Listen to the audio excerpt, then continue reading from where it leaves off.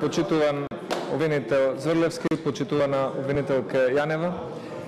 Јас ќе бидам краток во моите прашања и се надевам дека ќе имаме време да ги слушнеме и одговорите. За да се води една важна институција, како што е специјалното обвинителство, освен тим, простории и добар буџет, потребен е и добар личен капацитет.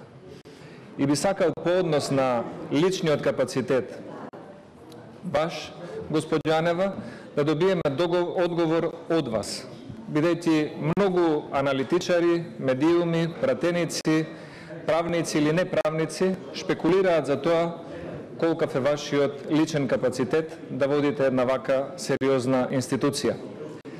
Затоа сакам да ве прашам за вашето лично искуство како еден од најважните услови за личниот капацитет на секој човек. Дали вие како обвинител во Гевгелија сте воделе и колку на број случаи каде што кривичните дела или санкциите надминуваат 5 години затвор? Дали сте воделе случаи од тежок организиран криминал, колку и со кој успех биле завршени пред судовите? Дали сте воделе случаи во обвинителството во Гевгелија за злосторничко здружување, изборни измами или за некои тешки кривични дела против државата?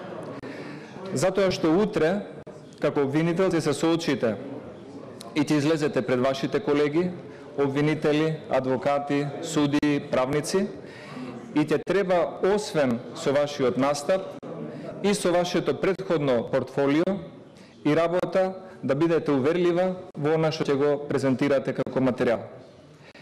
И бидејќи образованието исто така е дел и од капацитетот на еден човек, посебно од тие кои што се вклучени во правосудните органи, би сакал да прашам за вашето образование. Денес вие имате колеги кои што доаѓаат во обвинителството и во судството од Академијата за суди и јавни обвинители. Тие мора да имаат одреден просек за да се запишат на таа академија и истата да ја завршат.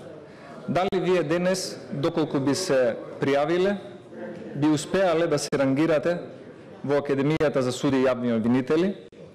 И дали освен вашето образование како правник, имате други магистерски тези, имате други обуки во странство и кои странски јазици ги говорите согласно обуките што сте ги имале, доколку сте ги имале во странски држави на оваа тема?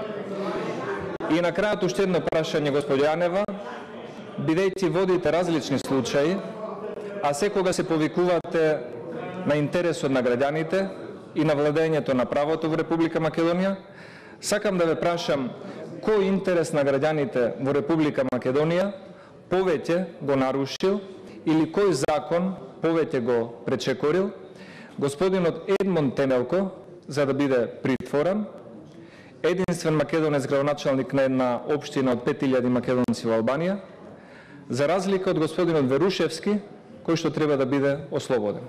Благодарам многу.